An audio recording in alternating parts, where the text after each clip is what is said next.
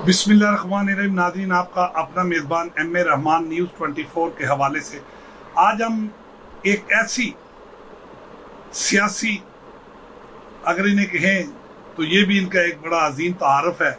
अगर इसके साथ साथ शोबा वकालत की बात करें तो वकला में और अदलिया में इनका बड़ा ही एहतराम, बड़ी कदावर शख्सियत, बड़ी मिलनसार शख्सियत।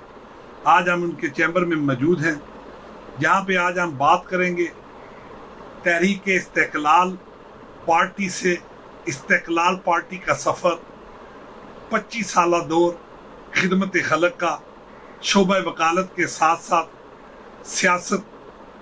आज ये तमाम मामला आज हम सैयद मंजूर अली गैलानी साहब से बात करेंगे कि तहरीक इस्तेकलाल का सफ़र ये आज कैसा लगा और इनकी पार्टी क्या खिदमात सर अंजाम दे रही है और इनका क्या मंशूर है और मौजूदा सियासी निज़ाम को ये बतौर चेयरमैन किस नज़र से देखते हैं।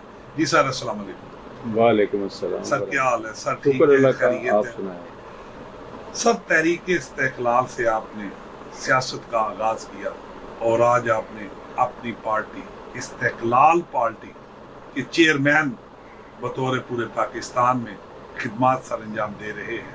आया इसकी ज़रूरत क्यों महसूस की? बिस्मिल्लाहिर्रहमानिर्रहीम। रहमान साहब, बात यह है कि हमने अयूब खां की आमरीत की मुखालफत की। उस वक्त हम कॉलेज में पढ़ते थे। उसके बाद जब एयर मार्शल मोहम्मद असगर खान सियासत में आए भुट्टो साहब की गिरफ्तारी के बाद, तो हमने उनको ज्वाइन किया। लेकिन बाकायदा तौर पर जब 1 मार्च 1970 को तहरीक इस्तेकलाल का क़याम वजूद में आया, उस वक़्त हम बाकायदा तहरीक इस्तेकलाल में शामिल हुए मार्च 1970 में। जहाँ तक इस्तेकलाल पार्टी की बात है,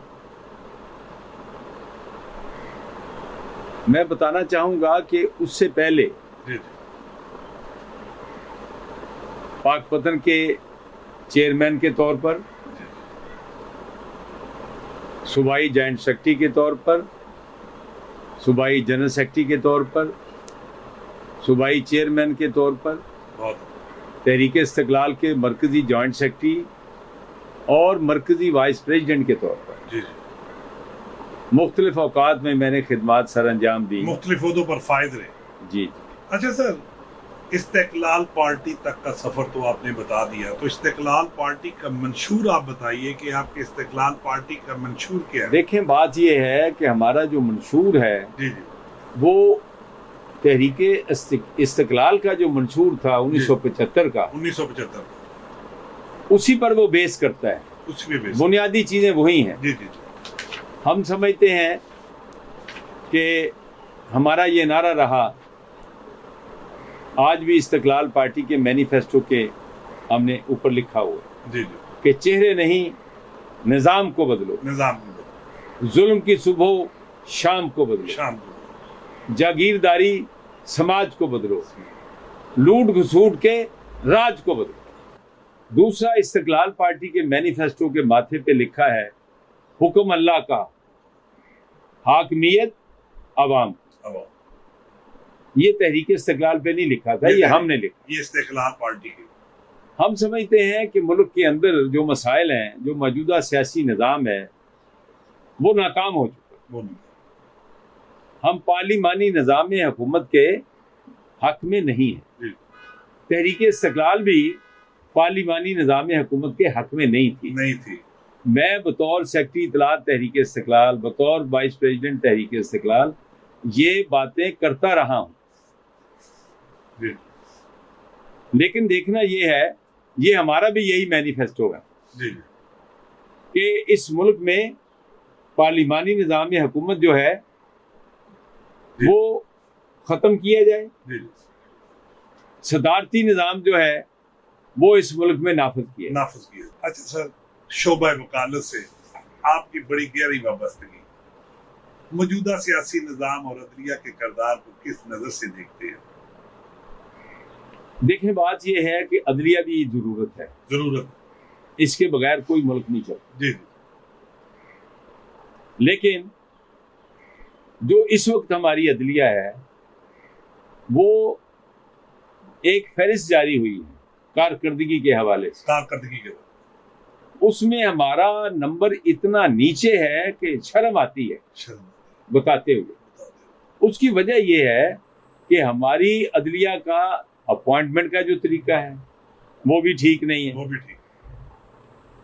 और जिस तरह फिर चीफ जस्टिस को ये अख्तियार है बेंच बनाने का, मैं समझता हूँ ये भी एक किस्म का जो चीफ जस्टिस होता है वो बड़ा छोटा सा आमर होता है, डिक्टेटर बन जाता है ओहदे के हवाले से। जब उसको वो ओहदा मिलता है तो वो एक छोटा डिक्टेटर बन, मिनी डिक्टेटर। ये अख्तियारात की तकसीम होनी चाहिए। चीफ जस्टिस का मनसब जो है वो तो एक जज का ही होता है ना, लेकिन जब वो चीफ जस्टिस बनता है तो वो सारे जजेस से ऊपर बैठ जाता है, हालांकि वो बतौर जज सबके बराबर होता है। उसका जो इंतजामी इख्तियार है वो होना चाहिए, लेकिन ये नहीं है कि वो बेंच जिस तरह चाहे मर्जी बनाए, अपनी पसंद के 2 जज अपने साथ बिठा ले और तमाम पाकिस्तान के फैसले वो करता रहे। अच्छा सर, शोबा वकालत में आपने बड़ा किरदार अदा किया, बड़े मंजे हुए वकला में आपका शुमार होता है। कभी आपको जज बनने का ऑफर आया हो? जी जी। रहमान साहब, ये अजीब बात है कि लोगों की ख्वाहिश होती है वो ये जो हमारे पंजाब का एडवोकेट जनरल का ऑफिस है या अटॉर्नी जनरल का ऑफिस है उसमें उसको जगह मिल जाए, उसके बाद होती है कि हम जज लग जाएं बतौर वकील। ये सारा कुछ मुझे ऑफर हुआ, लेकिन सच्ची बात है, मैं समझता हूँ कि बतौर वकील जो इंसान की जिंदगी है वो ज्यादा बेहतर, वो ज्यादा बेहतर।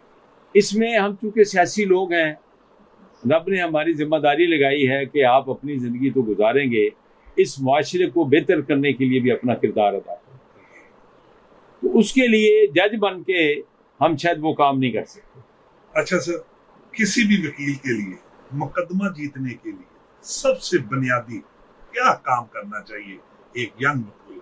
देखें, जो नौजवान वकील हैं उनके लिए मैं एक बात कहता हूँ कि वो अपने पेशे में इसलिए ना है कि उन्होंने सिर्फ पैसे कमाए, जरिया माश ना बनाए, सिर्फ जरिया माश ना बनाए। इसको इज्जत के लिए, एहतराम के लिए, लोगों की खिदमत के लिए अपनाएं। उसके लिए जरूरी है कि वो अपने उस्ताद की जिसके साथ वो शामिल होते हैं उससे वो सीखें। अच्छा सर, बहुत से सवालात करने थे आपको, टाइम की किल्लत की वजह से। शोबा वकालत के साथ साथ सियासत ने आपकी निजी जिंदगी को कभी मुतासर किया? हमारी निजी जिंदगी तो निजी रही नहीं। हमारी निजी जिंदगी जो है उसको सियासत ने बहुत मुतासर किया, और वो होना होता है। मैं इसलिए कहता हूँ कि इस मुल्क में जो सियासी कारकुन थे, जो सियासी शख्सियात थी, जो सियासी लीडर थे, उनकी निजी जिंदगी तो उनकी जिंदगी नहीं होती। उनकी जो पब्लिक लाइफ है असल में वो लाइफ होती है, वो गुजारते हैं। कभी जेल में, कभी थाने में बंद हैं, कभी असल बात यह है कि वो अपने ज़मीर के कैदी होते हैं, अपने असूलों पर चलते हैं। वहां फिर बहुत सी कुर्बानी देनी पड़ती है। सबसे पहले एक सियासी आदमी को अपने आदर्श की, अपनी ख्वाहिशात की कुर्बानी देनी, उसकी फैमिली सफर करती है, उसके दोस्त सहबाब भी सफर करते हैं। और ये मेरे साथ हुआ है, मेरे साथ ही नहीं हुआ, मेरे और बहुत से साथियों के साथ। मैं अपनी क्या आपके साथ सुनाऊं, ऐसे ऐसे लोग हैं जिनके बारे में कभी हम सोचते हैं, उनकी फैमिलीज हमें मिलती हैं तो हमें मिलकर खुशी भी होती है, लेकिन उनके दुख हमें याद आ जाते हैं।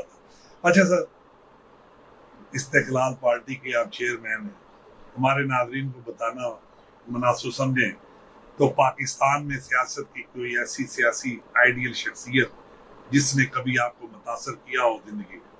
देखें, बात यह है कि मैंने जब अपनी होश संभाली जी।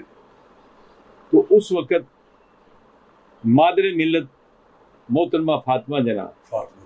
वो इंतखाबात में हिस्सा ले रही हैं। अच्छा। उससे पहले भी मैं सियासी जलसों में जाता रहा अपने वालिद साहब के साथ। 58 में खान क़यूम का जलसा था मार्शला लगने से पहले, वो भी मैंने अटेंड किया। उससे पहले भी मैं अपने वालिद साहब के साथ जाता था। अच्छा सर, न्यूज़ 24 के हवाले से मौजूदा अरबाब इख्तियारात हुकूमत पाकिस्तान के हुक्मरानों को सिर्फ 20 सेकंड कोई पैगाम देना चाहते हो हमारे चैनल की वसात? देखें, मियाँ शहबाज शरीफ जो है मेरे छोटे भाई हैं। जी जी। क्योंकि मियाँ नवाज शरीफ मेरे साथ MNA के कैंडिडेट थे 79 में तहरीक इस्तिकलाल में। तो मैं उनको ये कहता हूँ, वो वजीर आज़म है इस मुल्क पर। जब आप वजीर आज़म बने हैं, आपकी बुनियादी जिम्मेदारी है, आपने जो काम किए अच्छे किए, आपको महंगाई बेरोजगारी इस पर तवज्जो देनी चाहिए। दूसरी बात यह है कि इस मुल्क में इंडस्ट्रियलाइजेशन होनी चाहिए, क्योंकि जब से इस मुल्क में इंडस्ट्री तबाह हुई है हम बहुत नीचे चले गए। अब तो हमारी ज़राअत भी तबाह हो गई। अब ये जो सैलाब आया है इसने तो रहती कसर पूरी कर। जी नाज़रीन, ये थे सैयद मंजूर अली गिलानी साहब, जो कि हुकूमत पंजाब और अरबाब इख्तियारात को अपना पैगाम दे रहे थे कि पाकिस्तान की मईशत के फ़रोग के लिए, महंगाई के खात्मा के लिए हुकूमत पाकिस्तान को अपना मरकजी और कलीदी किरदार अदा करना चाहिए ताकि गरीब आवाम को रिलीफ मुहैया हो। इसी के साथ अपने मेज़बान MA रहमान को न्यूज़ 24 से इजाज़त दीजिए। अल्लाह हाफ़िज़।